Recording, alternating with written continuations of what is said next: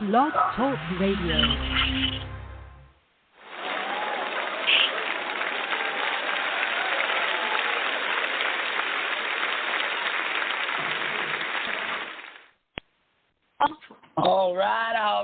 All right. Glad to have y'all part of the show here tonight. Got a whole lot of topics to talk about. Glad to have y'all here with us. Normally we have an introduction. We're still working on getting a good introduction song on board. I do believe I've got to get Taz Taylor logged in here. I think that's probably what I was trying to do there subconsciously. Let me see where I can find him at. So I can plug him on in here. I do have something to start out with my monologue, of course. Let me make sure Taz Taylor's in the building or can get in. Okay, he's not here yet. All right. We typically have, about a 2-minute introduction or whatever, but not the case here tonight. So Brad Keselowski ends up winning Darlington. We know what a tough racetrack Darlington can be. Just shows that sometimes things that are hard in life, you have to do a great deal of work in order to succeed. That's something that I think any successful person has had to understand.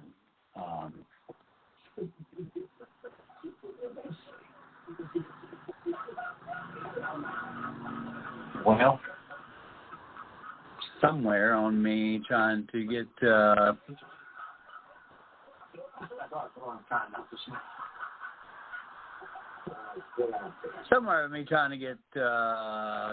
plugged in. I have now lost my notes. Give me just a second here, and I'll try to get back.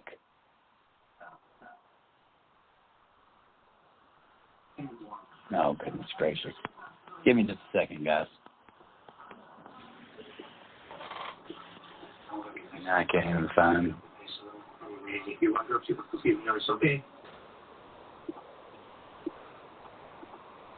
Plug Taz Taylor in.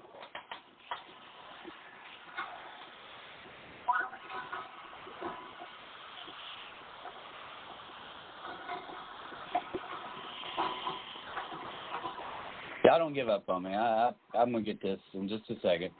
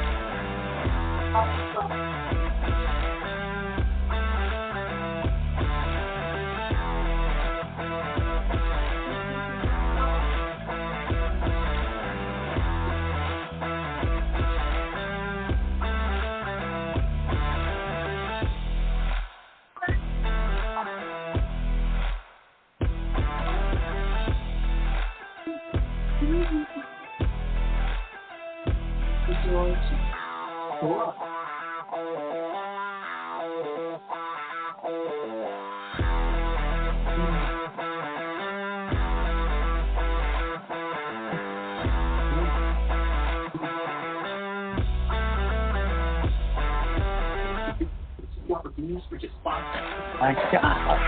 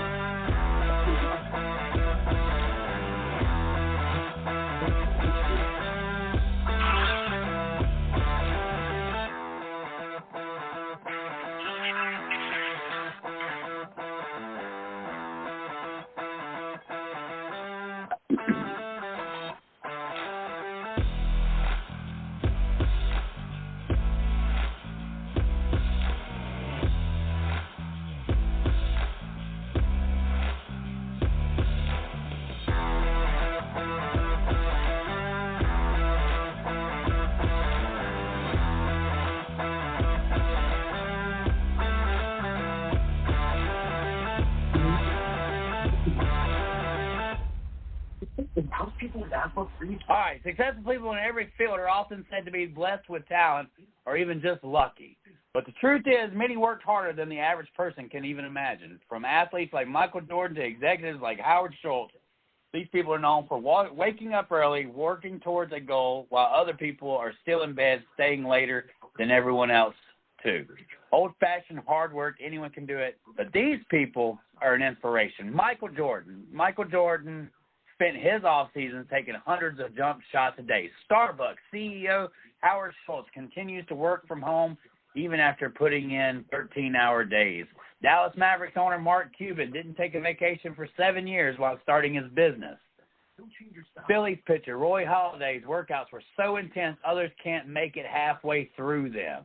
GE CEO Jeffrey Emmett spent 24 years putting in 100-hour weeks. Apple CEO Tim Cook routinely begins emailing employees at 4:30 in the morning, and American Idol host Ryan Seacrest hosts a radio show from 5 to 10 a.m. and runs a production company while appearing 7 days a week on E! Ladies and gentlemen, Brad Keselowski has put the work in, and sometimes you have to work hard. Sometimes it's day and night, nothing but the grind, and you have to have those binders on because Keselowski has been so close to success, so close to getting it figured out, but has until this weekend yet to find that sweet victory. But this weekend, my friends, he sat back and watched his teammate, his employee pass him for the lead with just a few laps to go. And in Brad Keselowski's mind, I'm sure he thought, well, this would have been nice if I'd have won, but at least I just watched my teammate, my employee, pass me, and he's going to go and win the race. And guess what, race fans? Guess what, co-host Taz Taylor? He didn't have to wait any longer. Circumstances happened. Reddick got up into Busher. Busher wound up with issues. Reddick fell off the pace. Brad Keselowski drove it the last 8 laps to victory. And in those 8 laps that he was leading that race, I'm sure all of the hard work and all of the patience and all of the hands between the eyeballs, head down, wondering if it would ever get better. In those 8 laps, Keselowski had the ride of his life. He said in Victory Lane he didn't know how many more of this was going to happen, and that shows that it took a long, hard road to get where he is today. But today, Keselowski is back on top of the mountain. And today, Keselowski can think about all of how that hard work and how it paid off. And in the end, anybody who disbelieved whether Keselowski was making the right move by leaving Penske to go work for some rinky-dink operation that had seen its best days behind him, well, guess what? Today, you found out how hard a man can work to achieve his dreams.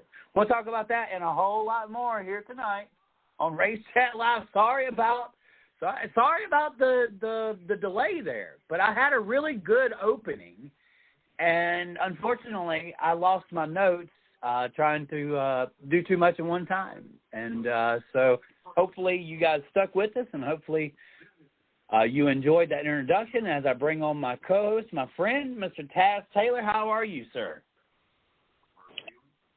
We're doing all right on a Tuesday that ended up hot and sunny, and now we're dealing with rain,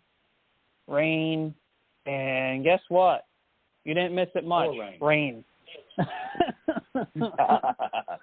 Yeah, it seems to be that the rain bug is hit for all of us. Of course, that's typical for springtime. Got to, get the flowers blooming. Mother Nature has to wake itself up from a long winter's nap. Of course, we're already past springtime, and we had our first 93 degrees the other day. So it took us no time to warm up. And now it's just absolutely hot and miserable with the humidity at probably about 95% right now. Yeah. So, of course, I got. What is your takeaway? With my opening monologue, of course, how hard Brett Keselowski had to work to get here. I think, if anybody respects the character or understands the hard work that he had to be put in to get where he is today, I think it's us here at Race Chat Live, because we are not a stranger to perseverance, and we are not a stranger to this subject of Keselowski. We've, a matter of fact, been on his curtail almost since the rise of RFK, right? Some of us even predicted that this was going to be what Roush needed to get things back in order. And so when you look at the stats and you look at it's been since 2011 that the 6th car had been in victory lane, Taz Taylor, tell us the significance that it took for Brad Keselowski to keep those binders on, keep pushing, and now today he can call himself a victor of his own creation, right? Because we know where Roush Fenway was before there was Keselowski. What is your take, Taz? I think Keselowski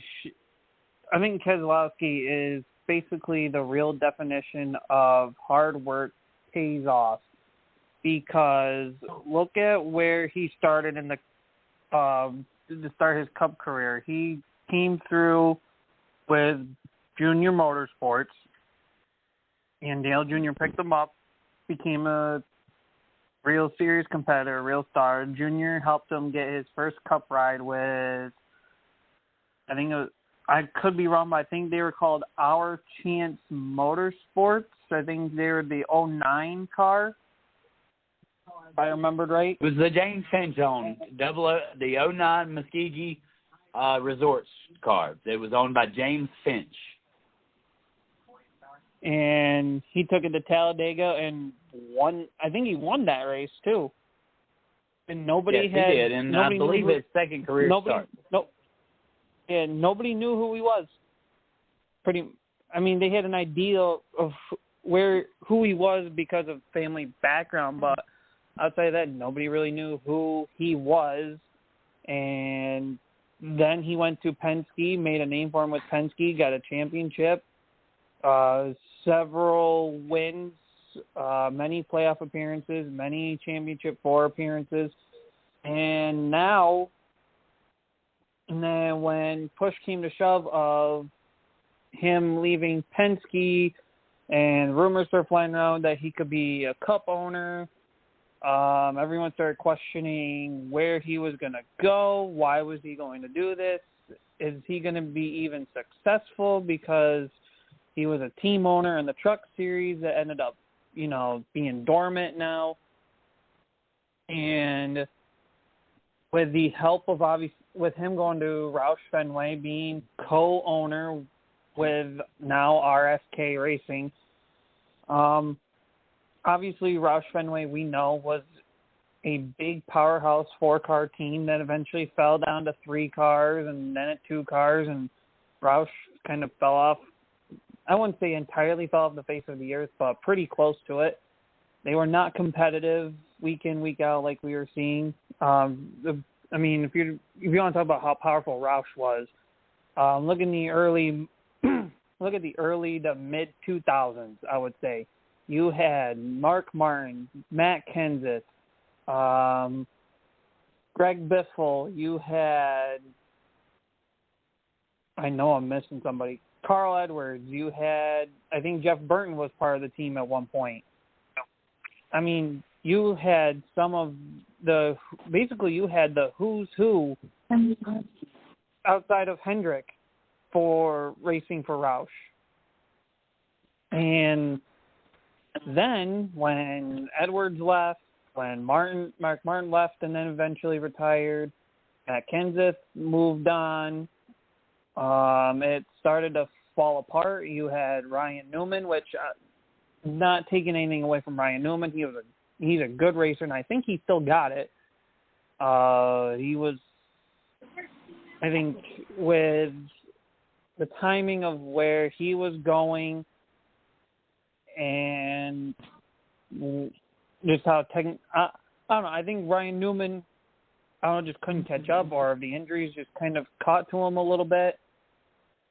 I know that then you had Ricky Stenhouse Jr., you had David Reagan, and it seemed like the driver/team combination wasn't fully fitting.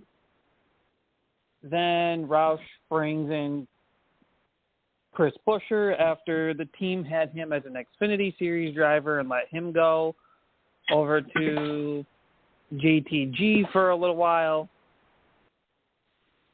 And then he comes back with Roush, and it seemed like Buescher was kind of starting to become this talented driver that everyone was giving him for, but seemed like the equipment wasn't there, or he didn't have the right mentor behind him to give him the push. So insert Brad Keselowski. Obviously, the first year that Keselowski went to Roush and became part owner, it was a very, very, very rocky start. Like the team, you thought the team was going to be worse. You could not have thought the team could get any worse as it was before Keselowski. And when Keselowski came in, it got pretty bad.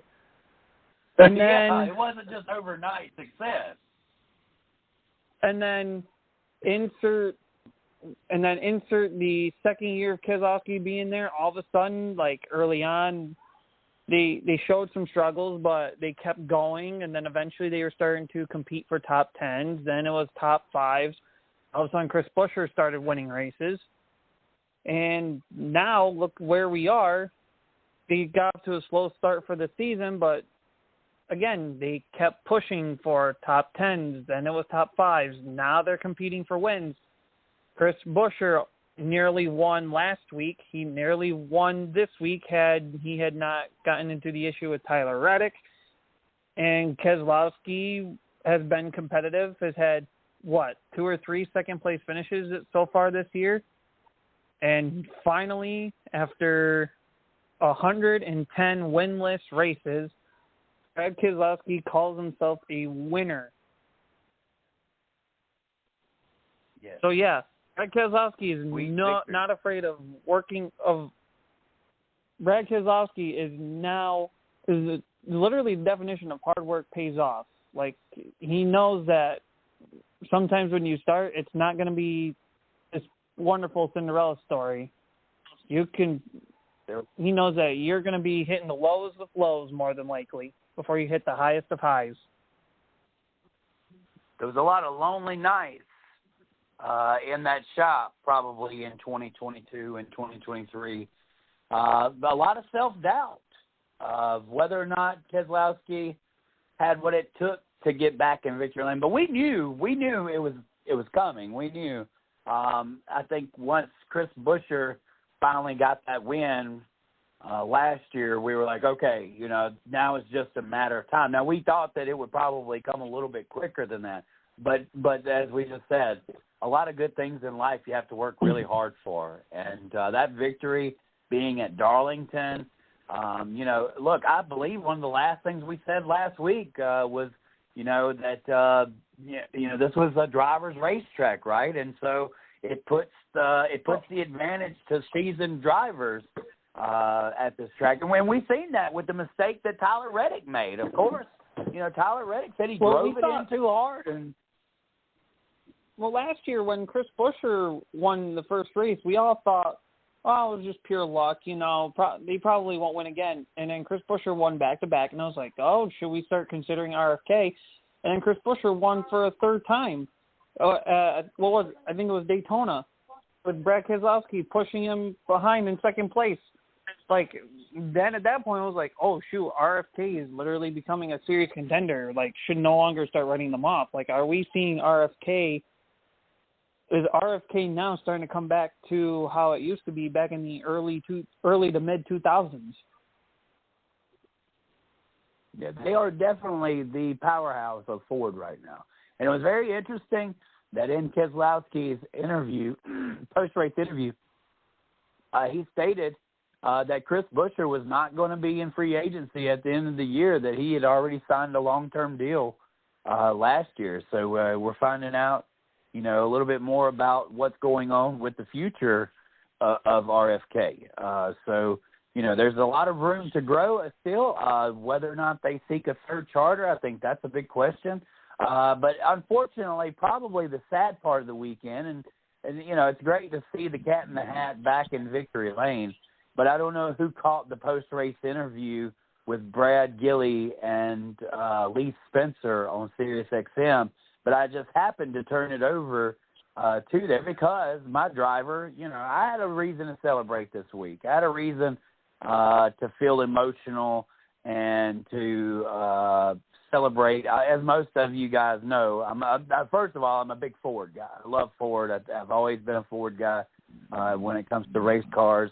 I'm going to pull for the Ford guy. Now, I did spend 15 years pulling for a driver named Dale Jr., but Dale Jr. was the guy that I didn't expect to be a fan of, and then it just turned me into a fan, like a true fanatic fan. Before Dale Sr.'s death, I wasn't sold with Dale Jr., I guess, so to speak. But after Senior's death, it really, that was my guy. I was going to pull for him because I was going to hurt with him. I wasn't a Dale Sr. fan. I didn't like Dale Sr., but losing him to the sport, I understood even at 21 years old the significance that it would have on the sport for years to come, losing its icon. And that is how I was born into being a Dale Jr. fan. I've been a race fan for 15 years before Dale Jr. ever come along, and it had drivers like Harry Gant that I pulled for, Davey Allison, Ernie Irvin, of course, Dale Jarrett. Those were just, a Morgan Shepherd when he was in the 21 car. Those were just the guys that I really but Dale Jr. turned me into a fanatic. So that was the very first time that I became a fanatical person over a certain driver. But I've always been a Ford guy, as I said earlier. I've always enjoyed pulling for the Ford camp. But when Dale Jr. left, that left me with Brad Keselowski. So because Keselowski is the most successful driver that had been brought into the Cup Series by Dale Jr. So, it's kind of, you like a player, you stick with the team. It's kind of that deal with how Keselowski become my number one. I'm not going to lie, a year or so after Dale Jr. retired, I'm kind of still up in the air about who I'm pulling for. I'm more centralized to Ford. But as Keselowski showed his patriotism in a time where patriotism has seemed to be frowned on, when he so boastfully carried the American flag in a backwards tribute lap, that all of that was significant to me, and all of that brought back the tradition of what racing is all about, right? And so it's not been hard over the last 6 to 7 years to really become a Keselowski fan. And I'm going to tell you something, as a Dale Jr. fan, I've gone through that heartache before of my guy not being in victory lane, watching my guy struggle for 3 or 4 seasons and just really at times feel like, is it all going to collapse? Are we ever going to taste sweet victory again? And then, the turnaround happened. And, of course, we all know Dale Jr., he got the right crew chief. He turned it all around until his wreck that basically changed the direction of his career. He was a solid finish week in, week out. Stevie Letarte really brought Dale Jr. back. It brought the confidence back into him. And so I've seen this with Keselowski, and I watched as he struggled. And I think through the struggle, it made me more and more of a fan of a guy that I wanted to see succeed. He took on, we would have written Art Roush Fenway Racing off Taz Taylor as a has-been. Now we can talk about what the future may bring. How about that for a turnaround? How about that for a successful story? How about that being in the center of accomplishments to some things that are hard wind up so great? I mean, You literally can't ask for a better story right now. It's along those lines. It's a great storyline. Right. Well, I'm gonna tell you something, Ted. So the last couple of weeks has been absolutely great for NASCAR. It's instead of me starting off the night with my blast Jim France, which is coming. Yeah, it's been outside the big three and basically Hendrick winning it all. We've had storylines, a few storylines to hang on to. Look, the bashing of Jim France is coming up later on. I promise you, Taz Taylor. You can just put your seatbelt on, put your eye goggles on, and get ready because shit's about to fly when we do get into the recent comments by Dale Jr. about what he feels is going on in the Cup Series. And I'm going to give you my 10-10 on what I believe is going on here. And I think that we may have harped on this before. If not, then who knows? We'll discover something new here later tonight. A couple things I want to hint on too with Keselowski's win. Keselowski is the first driver to win for the team he owned since Tony Stewart at Sonoma in 2016. So it's been 8 years since a team owner since a driver/team owner has won. And then the last win for the number 6 car was back in July of 2011. So almost 10 years, almost 13 calendar years, the 6 car has been in victory lane with David Reagan at Daytona. That is something serious. Wow. And welcome back to RFK. All right, so Taz Taylor, let's get into the junk real quick. NASCAR instituting an in-person tournament during the 2025 Cup season. Now, this is going to be basically a tournament based off of similar to how Denny Hamlin's bracket challenge was last season. Have you followed up on that? Are you fluent on this next subject? Yeah, I've kind of if I'm reading this right, I kind of understand how they're going to do this. And I think in all honesty, having this tournament with the timing of where it's being broadcasted makes perfect sense and from a market standpoint. Yeah, it's an engagement thing. It's keeping people engaged in the mid-season where we're not at chase track. We're in the gut of the season, in the middle of the summer. So it's going to keep people engaged. Yeah. So with NASCAR getting new deals from new TV deals from Amazon Prime and TNT. They brought in the in-season tournament. So there will be 3 races that will air on Prime that will help determine the seeding for the knockout side. So how the seeding is going to work will be based on the best finish in the 3 races that are airing on Amazon. Seeding will be based on the best finish in the last 3 Cup races that will be broadcast on Amazon Prime. And then the tiebreakers will be determined by the next best finish, followed by season points position. Top 32 drivers will be seeded 1 through 32, and the knockout stages will start airing on TNT. And each week, drivers will be paired up, like 1 against 32, 2 against 31. That's the situation. So the first race will be the first round. Obviously, how do you move on to the next round? You just got to beat the driver you're going head-to-head against. And then you're going down 32. Then you go after the round of 32 race, you got round of 16. or Sweet 16. Then you have the Elite 8 or the quarterfinals, however you want to look at it.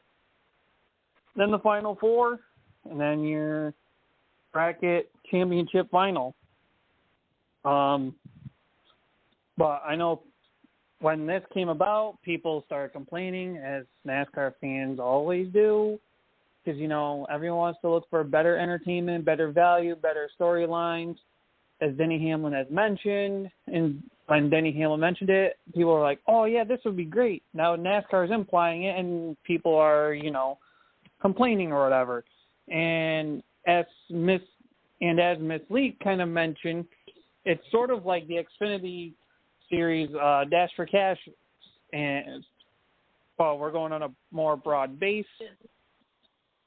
And it's in a way, they're kind of bringing back the old, what do they call it? The old Winston format, or whatever it used to be known as when it was the Winston Cup Series. Yeah, the Winston Million? Yes. Yeah. Yeah, I think it's a good move by NASCAR. Of course, any way that you can keep people engaged and whatnot through the, dog days of the summer, I think is good. It makes the whole idea of making a win and you're in situation is to keep people engaged and keeping those spots, each of those spots open, because there's 16 spots that are open to go to the chase. You may have 3 or 4 drivers that are spoiling the season and would typically run away with it and would be very little storyline. But with the chase, you have another, 13 spots open, right? You have a big 3, and then there's still 13 other spots to fill, right? So there's always somebody racing for something. And I think that that's what this is all about, making these races count. I hear so many times on Colin Cowherd about the longevity of the basketball season. The basketball season has 2 months that is just entirely unnecessary, right? That basketball season should start in December and end in June with the finals. But it doesn't seem to work that way. The 82 games is entirely too many. Baseball, 162 games. You play 140 games, and then you have 22 games that really mean something. That's driving down to the last playoff spots. And so right. I can see where 36 races tire people out throughout the season, but bringing this style, bringing this bracket challenge, bringing this competitive department of drivers racing and competing against said other driver, it'll create a reason to watch. It'll create a reason for debate, right? It'll give us content to work with, and I think that that's what we're in this business for. We need NASCAR to create content so that we can successfully transmit it over to our audiences and to the racing audience. And so that in itself, it makes it a good move. I'm impressed. Somebody come up with this. Somebody said, look, Denny come up with it. We've got to do something with it. And whoever that guy is deserves the Man of the Year award as far as I'm concerned in NASCAR, because we are going to create an engagement that we didn't have before, and that makes good racing, right? So what's your final thoughts on that, Taz? I think Denny Hamlin, when he came up with it last year, or at least came up with the idea of it last year, it sparked conversation, it sparked interest in a lot of people. And then he kind of pretty much ran with it with 30 Mo Media, and they pretty much did something with it. And I liked it. And I like that NASCAR kind of took it, but kind of, put their own twist to it. The only thing that I'm not too insanely huge on, but I'm going to give it a chance and see how well this works, is how they do the 3 races to determine your seeding or whatever. I mean, yeah, they got tiebreakers and stuff, but I think Denny Hamlin with the 32 team or 32 drivers in points should be seeded. Should be your 32 drivers in the tournament, and you go from there. I think that's a good idea. I like how NASCAR's trying to go more broad with it. The only change I think that NASCAR probably could have made is if they want to do the 3 races, okay, we'll take the 3 races from Amazon, and we'll make it what the World Cup calls the group stage. So basically, what I would do with those 3 races is basically make a little mini points standings kind of deal, like a little mini point series sort of deal. Right. And after those 3 races, the top 32 that have accumulated the most points in those 3 races should be seeded 1 through 32. So obviously the 1 seed is the guy who accumulated the most points in those 3 races. Then the guy who scored the 32nd most, or the guy who scored the points to get 32nd place in points, that's your 32 seed. That's how I think it should be done. But I'm going to give this a chance and see how this works out. Maybe it could be very well be a hit, and it could be something that we'll see for the next few years. It seemed like the NBA in-season tournament, when they did it, it seemed to work out well for them. So, right. NASCAR is just trying to go with, well, if it worked out for the NBA, why don't we try it for us? So we'll take Denny Hamlin's idea and make it reality, and we'll make it a little bit more broad. Oh, yeah, for sure. And I'm looking forward to seeing how all of that helps create, better coverage. Because Miss Lee brought up an interesting point just a second ago, and let's add this into there. This is actually starting during the process of the transfer, of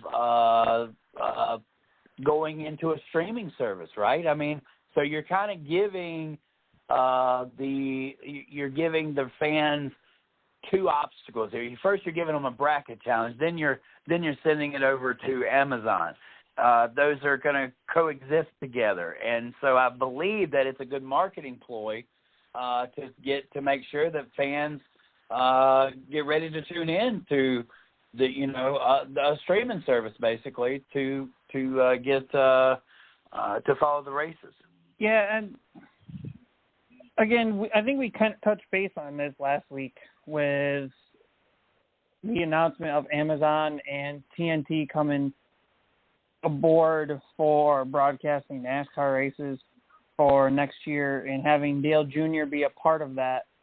I think it'll attract numbers because of Dale Jr., obviously, but I think it's becoming a little bit of a pain that we're sitting here like, okay, it looks like the first 10 races are on Fox, and then the next 8 we have to switch over to a completely different, not only different channel, but completely different streaming service.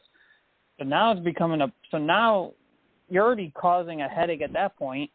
Now you're going back to kind of basic television, I guess, and you're going to TNT for the next 10 to 15 races, and then the last chunk is through NBC. So they're all over the place. It's like there's no true consistency, and I like the.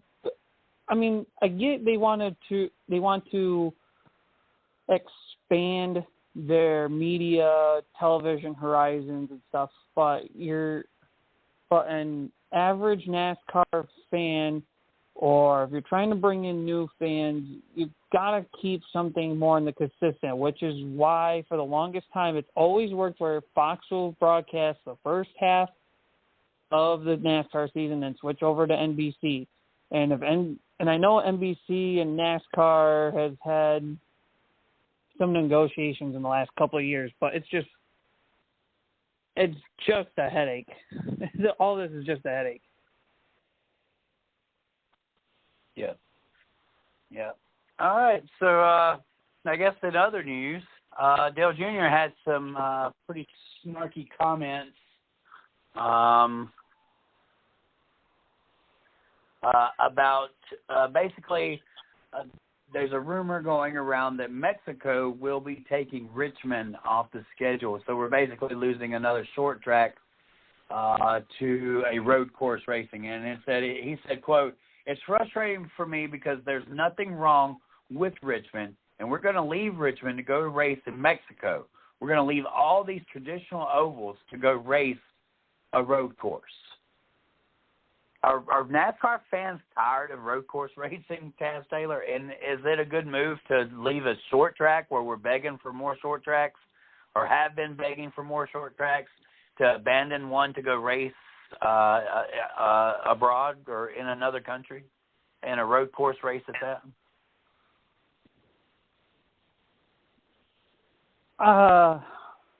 If we look at historically with how this next-gen car has been in terms of short tracks and road courses, or oval tracks versus road courses, it seems like that this next-gen car has produced better races on ovals versus road course. And I'm kind of with Dale Jr. in this one.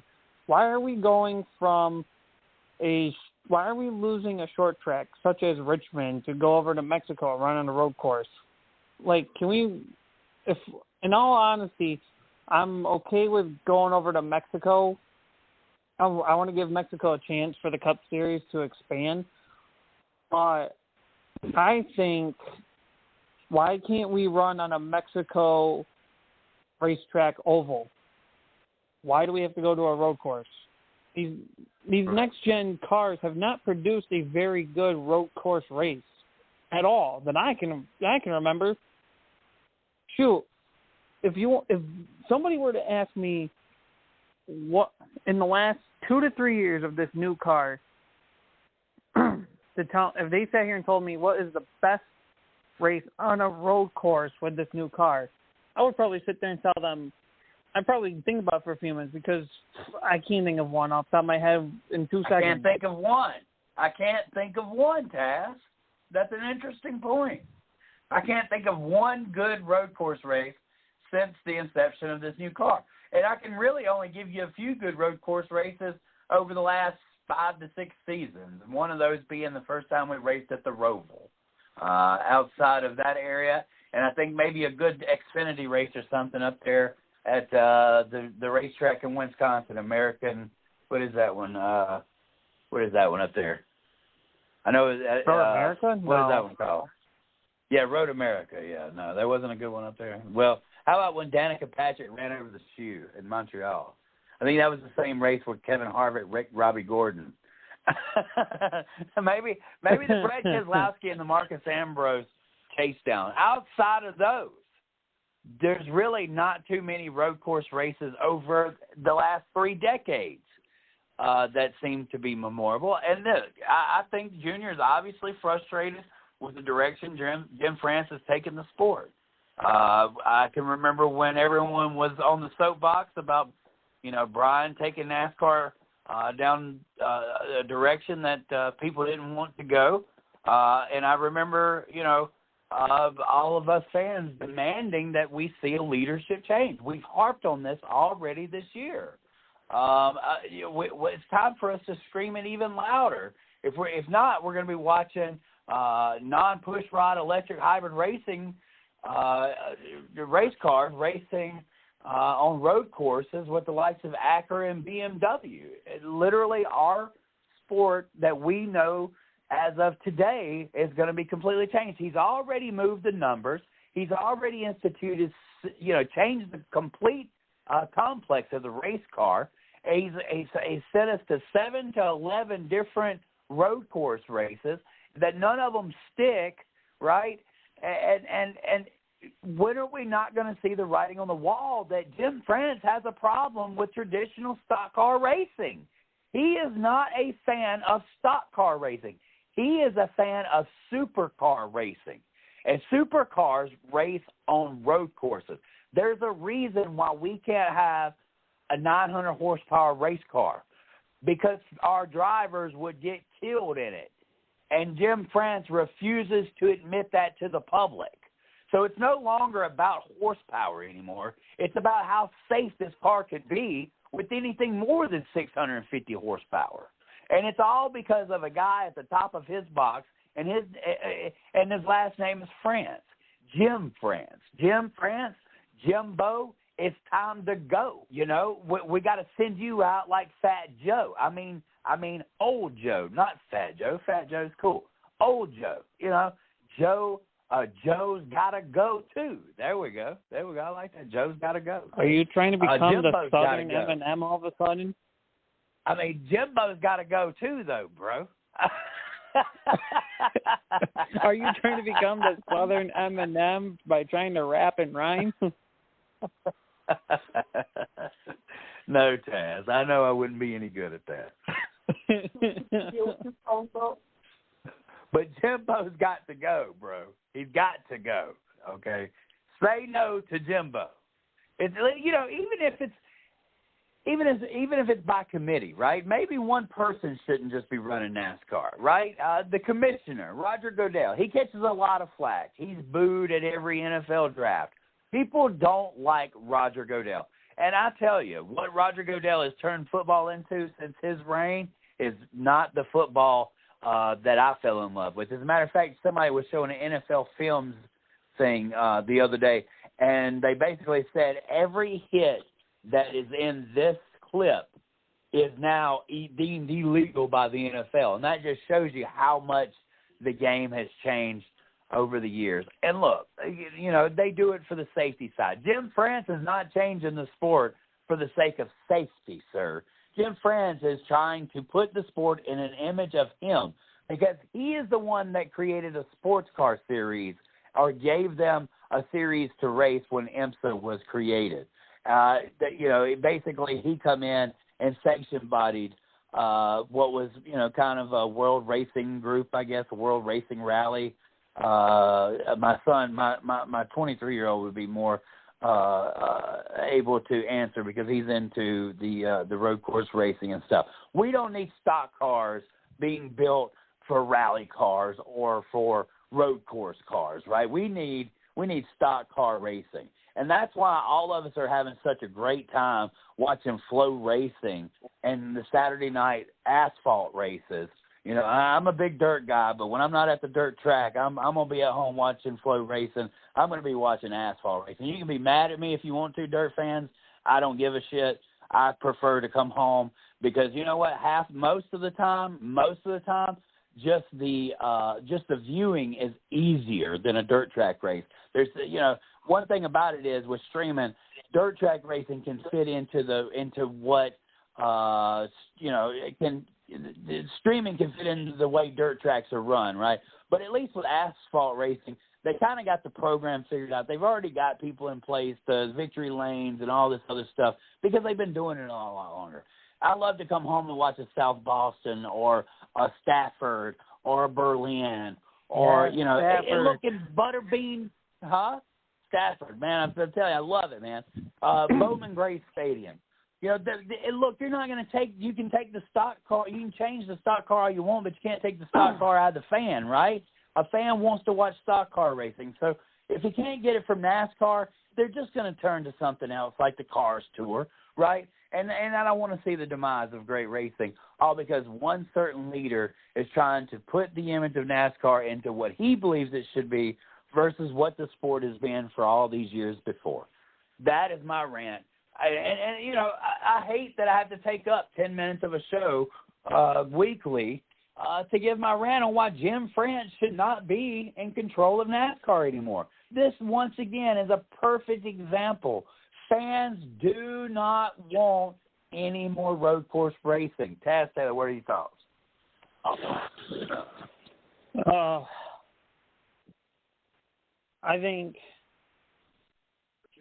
I'm with you too when it comes to.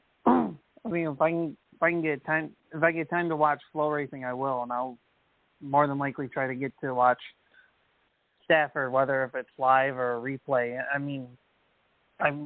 I like, you know, short track racing, if done right, you know, and obviously NASCAR has hit the marks in the Cup Series in some cases this year with whether if it's the tire game or, I mean, LA Coliseum was a pretty decent race. Was it the best? I won't say it's the best LA Coliseum race, but not the best short track race we've ever seen. With the next gen car, we saw Bristol being a tire game. You know, that created a lot of entertainment because you had strategy, you had a lot of strategy involved. Whether if it was you're going to go full out with the tires you got, or you can go full out for like 5 laps and then you got to save tires, that kind of deal. Then you had the Richmond deal with half-ass rain package, and then converting over to normal race package. Martinsville is kind of a snoozer. I'm trying to think what else, other short tracks we've been to this year. I think that might have been it. I think Junior nailed it on the head. I mean, why are we going road course racing again in Mexico? Why can't we run their short tracks or their oval tracks? Like, I mean, I watched 1 or 2 of the Mexico Series races. After I watched their race at the LA Coliseum, and they got some steep banked short tracks over there. I mean, one literally the shape of Daytona, but like banked, in a short track version of it. Like, let's bring the NASCAR Cup cars there. Why not? Right. Heck yeah. Heck yeah. Look, I've enjoyed watching the car series this year on Flow Racing. It shows that streaming does work. I'm not too upset about going to streaming services as it has been announced earlier in the year, because I'm already used to watching streaming services. I just hope like hell they don't try to sell us a ton of damn nothing but commercials with the streaming service, since we're actually paying for this content. That's one of my biggest concerns with this new deal coming along. And get back to NASCAR continuously shoving road course races down our throat. I think that we should just clap back, and we need to clap back in unison. That we're tired of road course racing. We're tired of seeing the sport being taken in a direction that disenfranchises our fan base, as Miss Lee, pointed out earlier. Here we are. We're going to North Wilkesboro. That's been the talk of the town. The moment they announced going back to North Wilkesboro, the fans went wow. The moment that they announced that they may be going to Mexico City in place of possibly, Richmond, the fans boo. So let's not do that. Let's make sure that that's not finalized. Let's make sure that NASCAR understands that that's not the direction that we intend to go with, and hope that they listen to us. That's all we can do in this certain situation. And I want to hit one thing too. Is like, I get NASCAR is a bigger. I know franchise isn't the right word, but it's the best word I can come up with off the top of my head right now. But if you look back at year 1 of SRX, when it was Ray Evernham running it, when it came to putting the car design together, people said something of they wanted a short track car that was popular once but not so popular now. And people said bring back, an outlaw late model car. Okay, so Evernham kind of popped that in the deal. Evernham put in his creation that he liked the Daytona wing on the old classic cars, so he put his own creation in. He listened to the fans. When they teased of what the front of the car was going to look like, they had this giant freaking splitter. Fans complained that splitters are never the answer. And if something were to happen in a short track where if they hit a bump just right, the splitter's going to destroy the freaking car. So what they do, after they teased it, they said, all right, we're getting rid of the giant splitter. We're getting rid of it. And then fast forward to the first race of the season where with how the cars looked. They had the names on the cars, but they were very small. I couldn't really read them. There was color on the cars, but not a whole lot.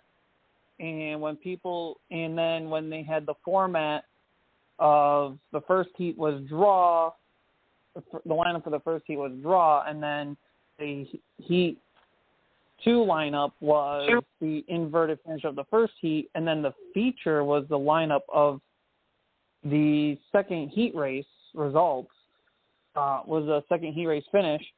People said, well, what's the purpose of heat 1? Can we have more color in the car? Can we have the names be bigger on the car so we really know who's in it?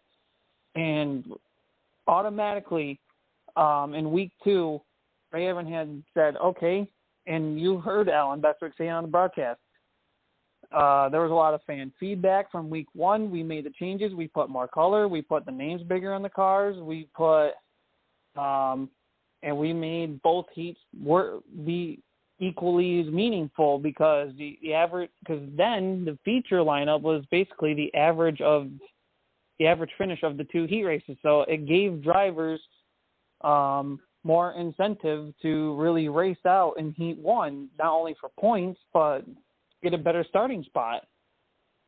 So, I mean, if NASCAR could just pull what Ray Evernham did, or maybe hire Ray Evernham, let's put it that way, if they could just do that and just listen to the fans of what the fans are saying, and I mean, I understand there's like yearly contracts and stuff, like obviously, like say for instance, if NASCAR has like a 5-year contract with the SMI tracks, and people are saying, well, we want more intermediate races. SMI owns more short tracks. I'm just using this as an example, by the way. Well, NASCAR's kind of got their hands tied. Like, they have to abide by the contract, but they're trying to give what the fans are asking for. And maybe when it comes to contract negotiations, maybe they'll say, look, maybe we'll do this amount of races with SMI instead of what we've been doing for the last 5 years because fans are wanting more of this product versus what we're getting here. So I think it's just one of those tug and pull kind of deals. Like, NASCAR just needs to listen, and when they do, and I feel like they really need to hardcore listen when it comes to these contract negotiations and especially if they're trying to explore the new tracks too. Yeah, I agree. I agree with that. Of course, tonight's Car Tour Series was canceled due to weather. A lot of big-name drivers were scheduled to race this weekend, along with Josh Berry, Carson Cavapel, of course, who's in the series. I believe I've seen Lane Riggs on the list. I've seen Sammy Smith, Brandon Jones, Chase Purdy, to name a Heim, few. I think, was on. Corey Heim, okay, yep. And Caden Honeycutt will be there. Spencer Davis, Cody Coughlin as well, just to name a few of those drivers. So we'll get to see them compete hopefully tomorrow night. Unfortunately, weather took them out of it for today. But, it's All-Star Weekend, so we've got a lot coming up with that. It's going to be a lot of racing on Flow Racing as we're coming up into the holiday season. So we're looking forward to that as well. Let's talk really quick. Let's get to the silly season.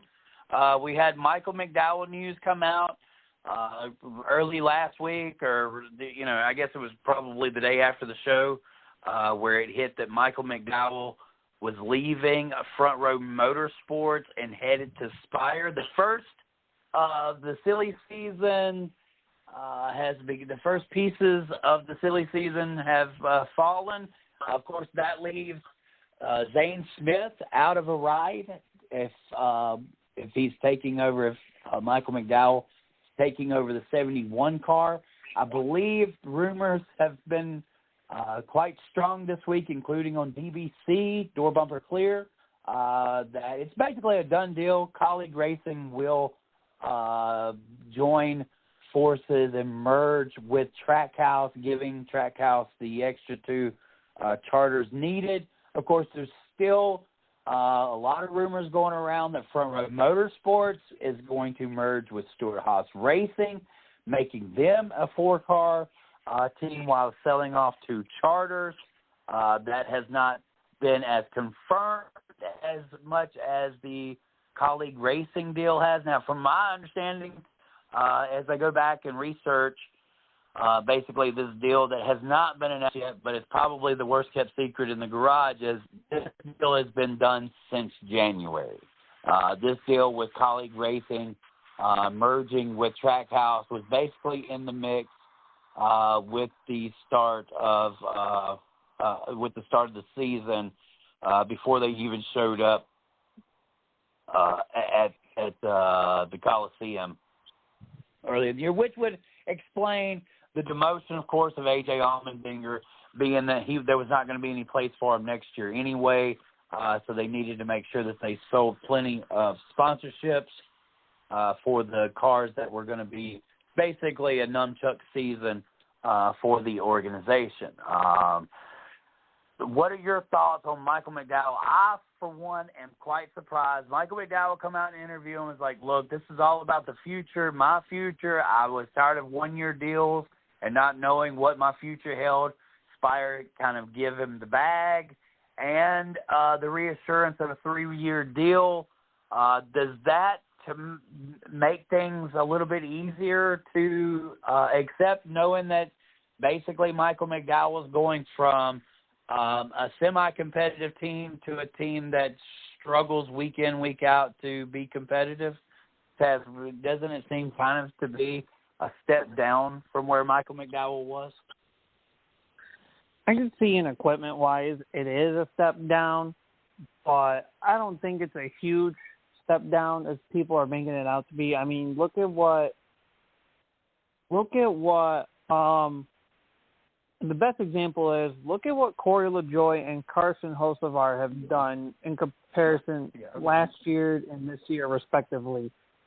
Corey LaJoie, yes, in super speedway races, he's been running up front. He's a super speedway racer for sure. There have been other races where we didn't think LaJoie should be running where he was, and he did.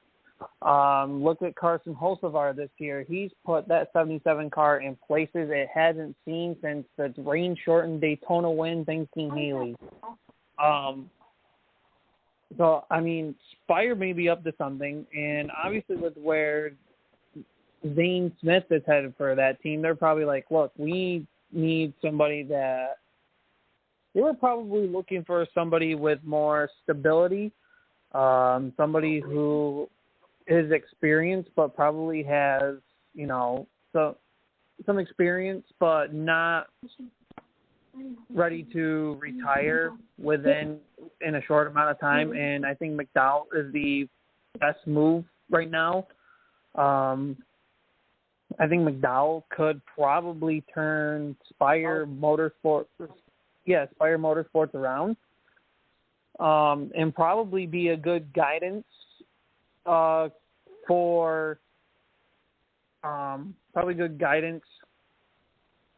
teammate for Carson Hocevar, who's probably learning a lot with LaJoie, but probably struggling in a sense because he's got Zane Smith, who's pretty much in the same boat as Hocevar in terms of Cup Series experience.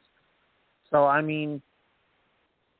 And in terms of where Zane Smith is probably going to go, who knows? But he's under contract with Trackhouse anyway, so who knows what Trackhouse will have up their sleeve. They could, as you mentioned, Chris, probably grab a charter from Colleague or do a Colleague Trackhouse merger, as DE High and Ganassi did at one point back in those years. But I think having the 3-year deal for McDowell is probably more comforting. Sitting there and be like, "Oh, this is a contract year. Oh, here we go, another contract year." And I think this could probably help Todd Gilliland in a sense, being that right now, this year he's had some good spotlights where he's ran inside the top 10. But I think this could be a good stepping stone for Todd Gilliland with McDowell leaving, because now he can be the veteran driver. He's been with Front Row for a few years now. He's experienced the whole deal of, I'm guaranteed a full-time ride, and then 3 races later, no, you're not, because you're kind of not performing because you're not bringing in enough sponsorship dollars for you, and we can't provide the full deal for you. And Todd Gilliland obviously worked hard for that, and he's coming back into it. He's slowly, becoming himself, and trying to shine and make a name for himself this year. And I think that, and who knows, he may try to keep the flagship going for Front Row for next year. And McDowell with LaJoie and Hocevar, I think Spire could maybe improve in terms of where they've been going. And I think Spire with getting Hocevar is probably the biggest gem they have. Hocevar has a lot of potential, has a lot of talent, and we're seeing it already. As I mentioned earlier, Hocevar's put that 77 car in places that it has never been before. And I think McDowell would be a perfect piece for what Spire is looking for, and maybe help Hocevar in the long-term run. Right. I've never known Michael McDowell to be much of an ambassador or a trainer, a mentor, I should say. So that's going to be interesting to see how that comes about. Corey LaJoie, I don't think kind of follows that script either. So Carson seems to be, having to do this on his own, and that may be the best thing for Carson. As for Michael McDowell, it's okay to run 26. You've got to have somebody that's going to run 26. I believe this is where he put the longevity of his career versus being competitive. And I think in the end he'll regret that because I would much rather be competitive and have people know my name than to be driving something that I'm not going to be able to get a top 25 finish out of. And that seems to be where Spire is right now. I don't see Spire getting better. They're a Tier 2 team until they get a true ownership group together that can propel them and take advantage of, possibly free agency and getting big-name drivers over to there. This is basically Michael McDowell saying, I don't want Front Row Motorsports to determine when my career is over.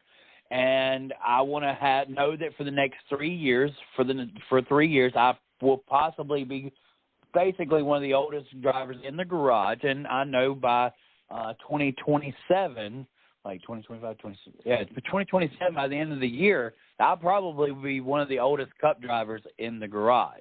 And that will give him some kind of safety net if Spire Motorsports is even around then.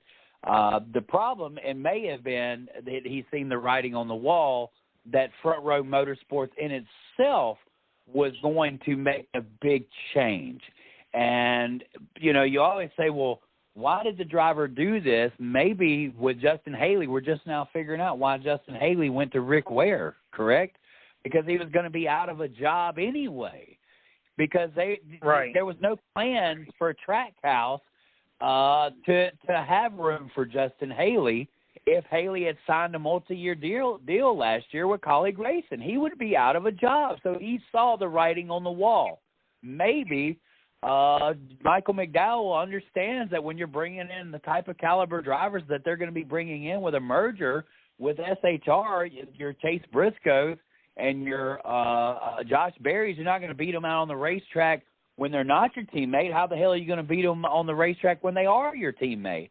And basically, there may not just have been room for Michael McDowell, honestly. And, you know, we're all wondering why he made this change. But in reality, there's a reason why Front Row Motorsports wasn't offering him anything over than a one-year deal. So they may be moving in a direction that they didn't feel comfortable with Michael McDowell being in a multi-year deal, right?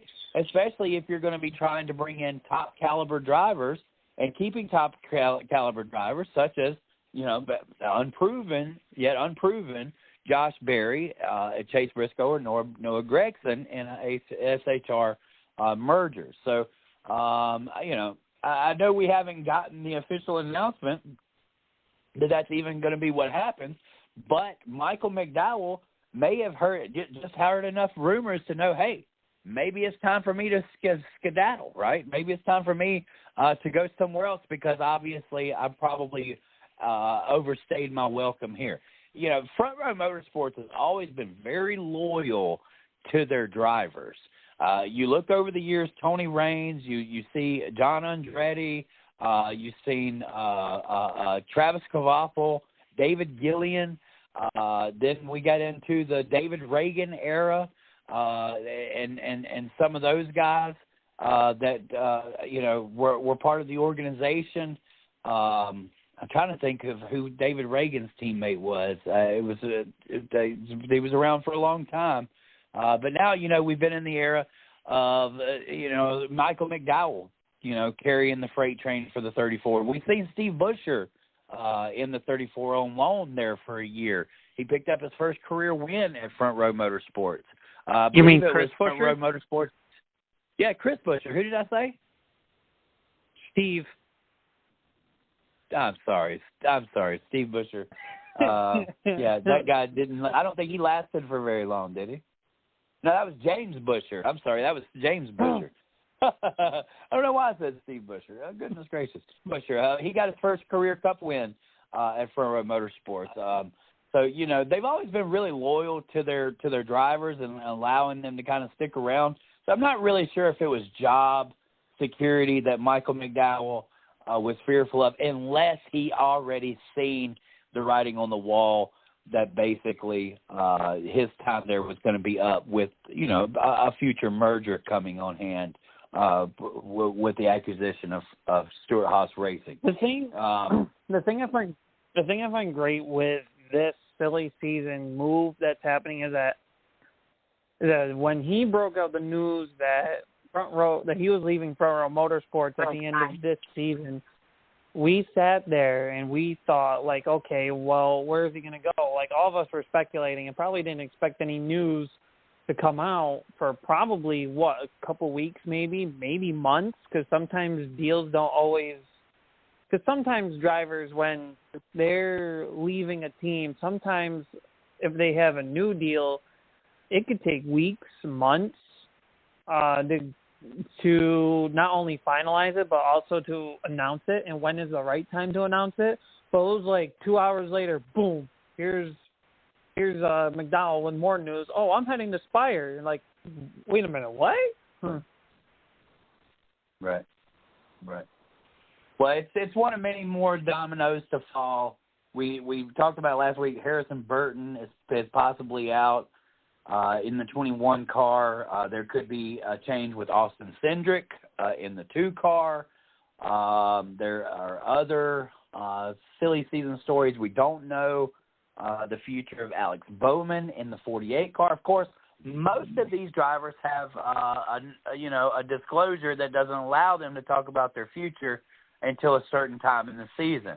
And so even if the deals are done, we won't necessarily know about it right now. Now, that's where a lot of the strong rumors come from, but you have to filter out what rumors are real and what rumors are just hype being put out by fake media, which would be, a lot of what probably people say we are. But even though they'll call us fake media, Taz Taylor, we have predicted a whole lot of stuff that's actually happened in the Cup Series right here on this show. So we don't just make shit up around here.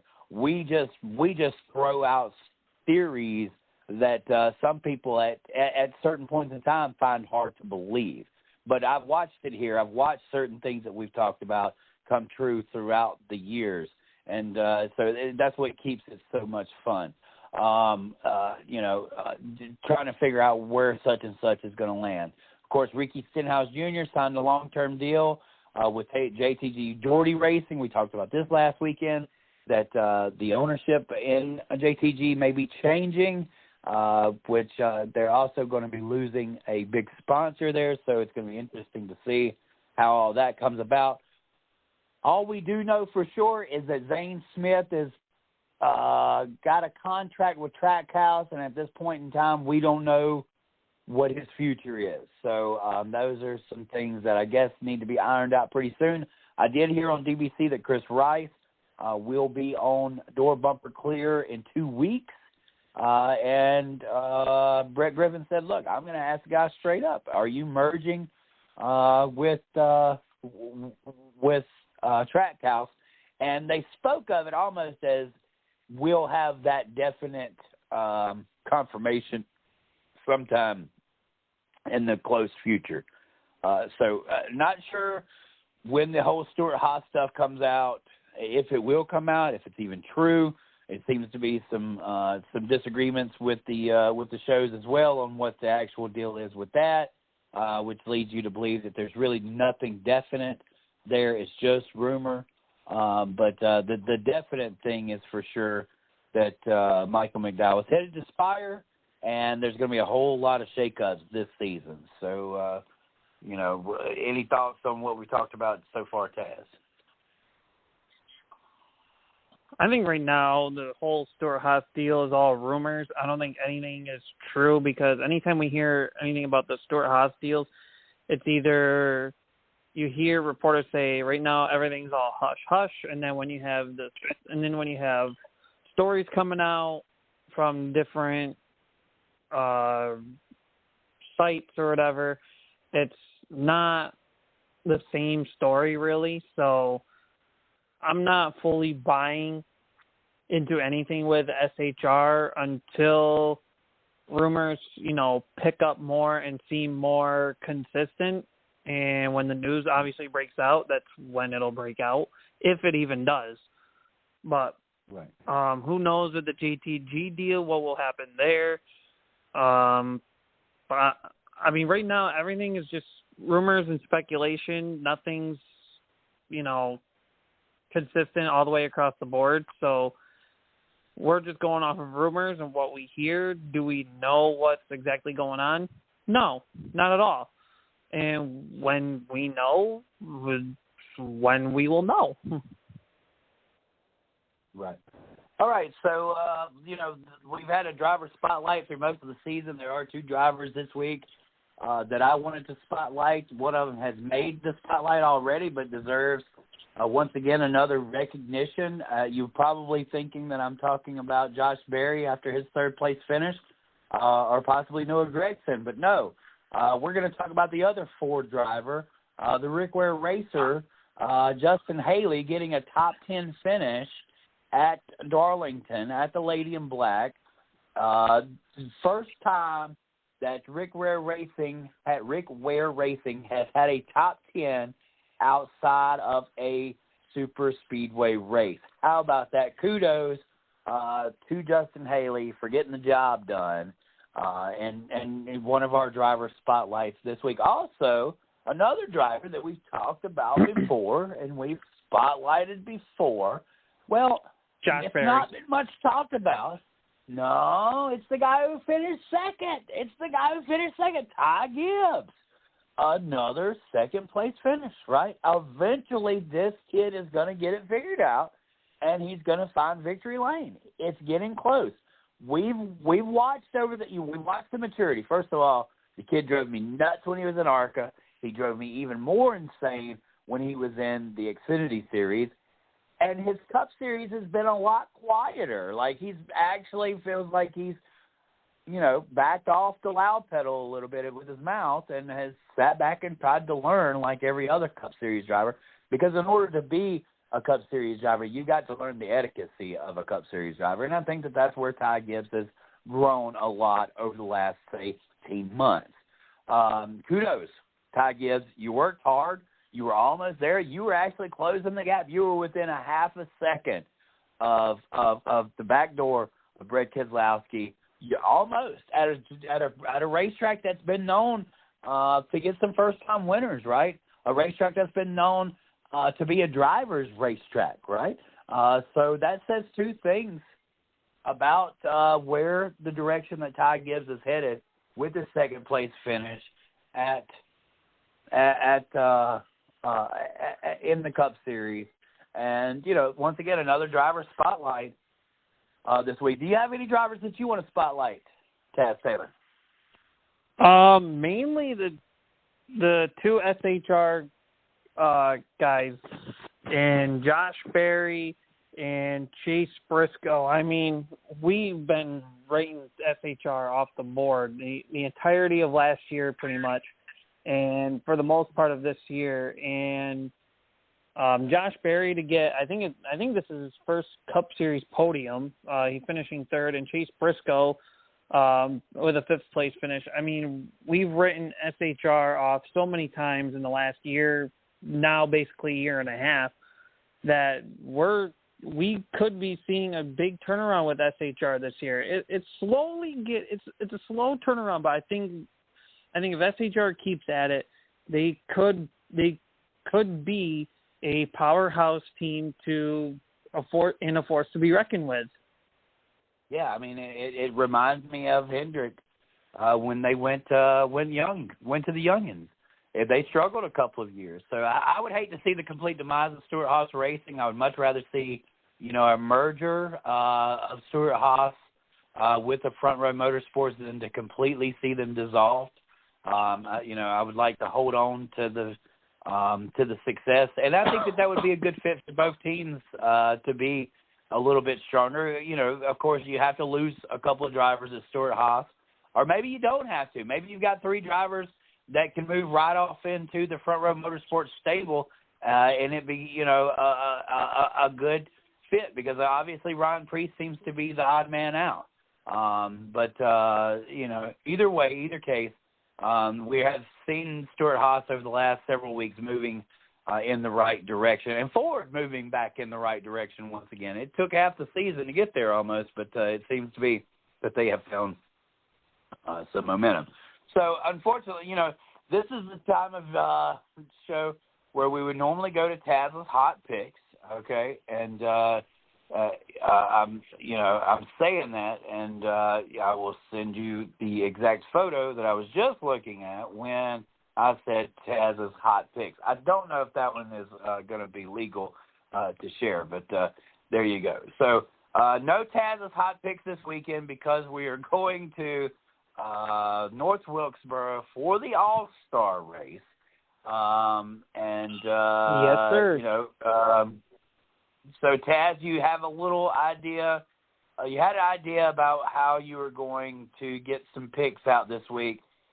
Tell us about that real quick, and please tell me where I'm going to be at. What is my starting position? Because I'm kind of excited knowing that this is all by draw and not necessarily by anything else. So please let us in on what you have planned for this week.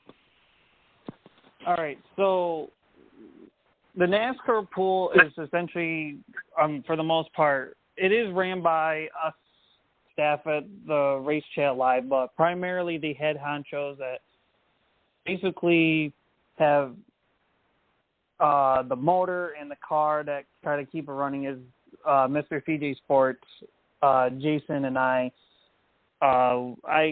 asked him how he wanted to do the All-Star format this year, if he wanted to do it the same as last year, which is basically everybody in the NASCAR pool would get to pick one driver, and once that driver is picked, nobody in the pool can pick that driver. And it's usually for this 1 week only. So, like, for instance, if I picked Kyle Larson for the All-Star race, nobody in the entire NASCAR pool can pick Kyle Larson to win because there can only be one winner for the money prize this week. And then looking at it last year and thinking about it for a bit, I go, and being that our pool is a little bit bigger this year in comparison to last year, it got to be a headache not only for me and Jason, who were literally eyeballing the emails last year for the All-Star, just to keep track of picks, who's available, who's not. And it kind of got to be a little bit of a headache for some people who had to pick like 3, 4, 5 times. And so just to save everybody a headache, this year we are taking all 17 of our NASCAR pool players, and we put them in the draw 1 through 17, and basically whichever spot, like say for instance, if I drew spot number 7, no, this is not where I am, spot number 7.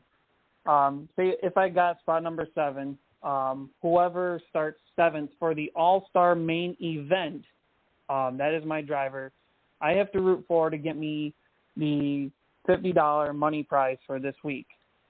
So, with that being said, here are the results of the draw that was done by one of my coworkers, because I did not want to be influenced of the draw by any stretch of the means necessary, and I did not even know what position I got drawn to until like basically 8 o'clock. Sounds like when I you was got going the pole through this. position. So I had this ready to go. Did you get the pole position? Did you get the? I did not. Like you got the pole position.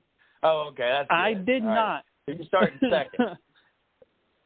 All right, so we're going to go from 17th to 1st. So getting the 17th spot, unfortunately, is Jared Hudson.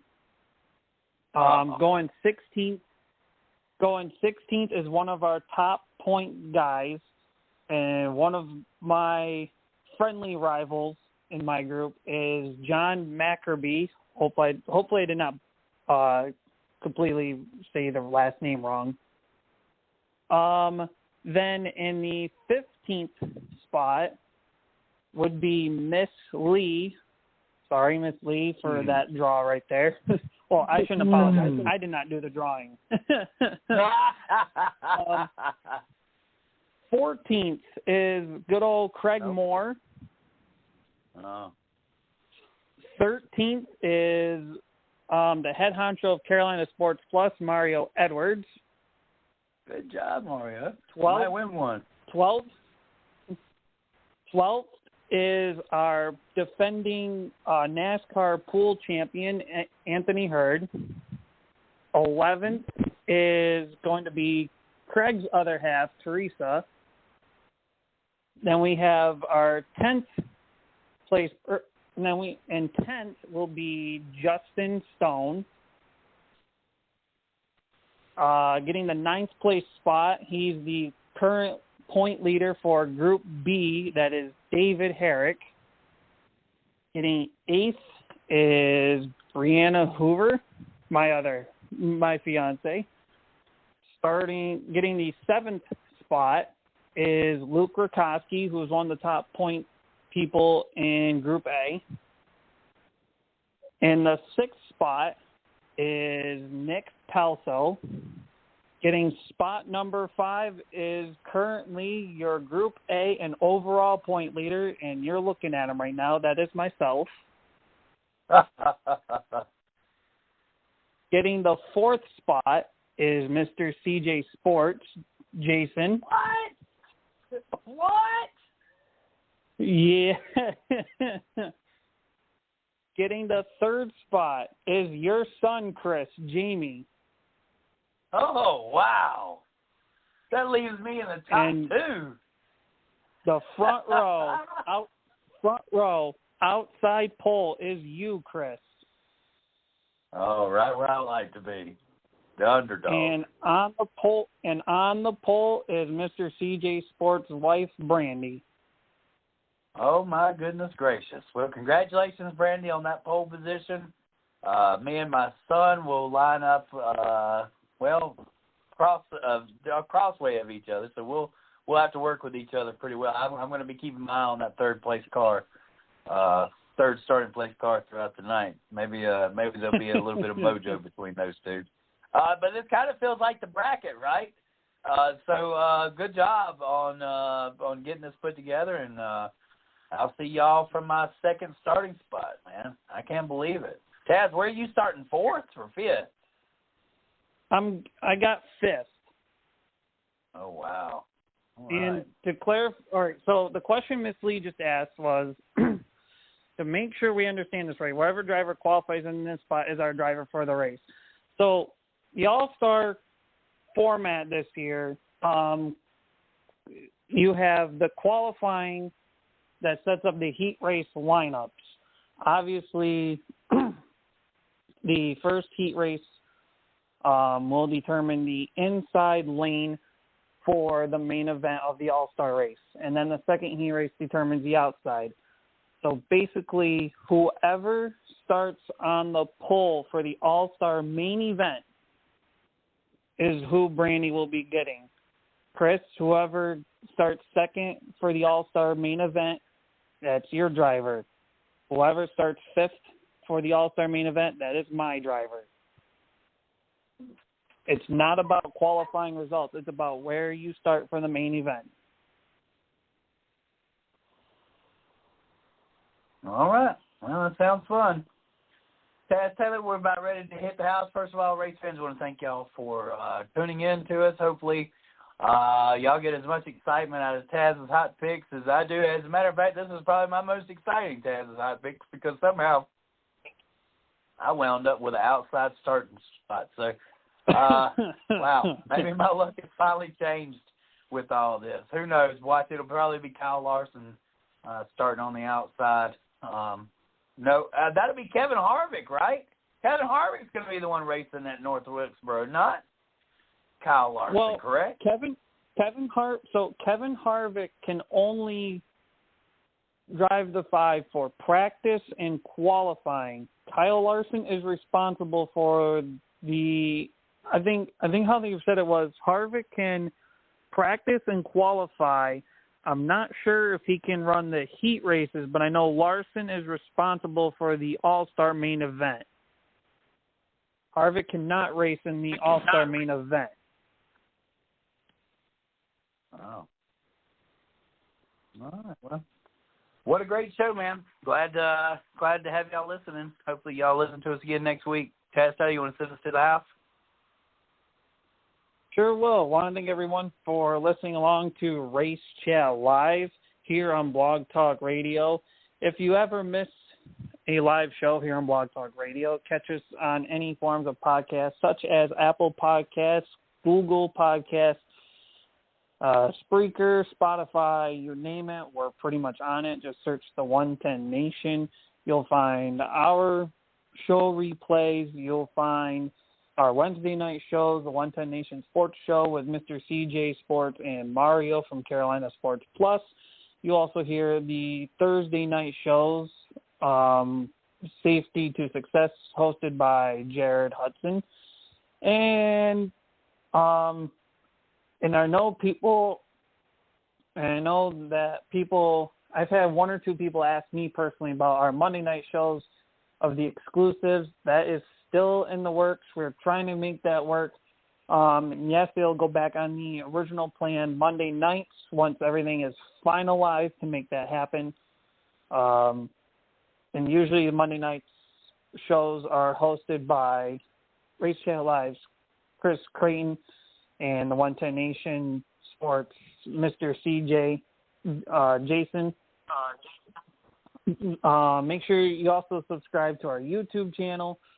I believe Mr. CJ is slowly starting to get back on the grind. I do believe I saw a couple uploads happen recently today.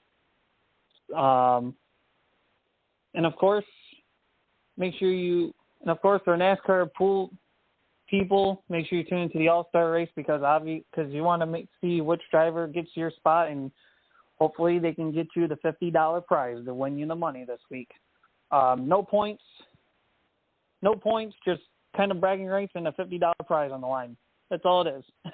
Just have fun with it. We'll see you at the same bat time, same bat place next Tuesday, 8:30 p.m. Eastern, 7:30 p.m. Central. And this has been the Caution Flag of Racing Radio. Chris Creighton on the Tasmanian Devil Flaggers, Taz Taylor, saying good night. Support your local tracks. We'll see y'all next week. Yeah, thanks, Ms. Lee, for listening to the show and being a part of it. It's good to have you back.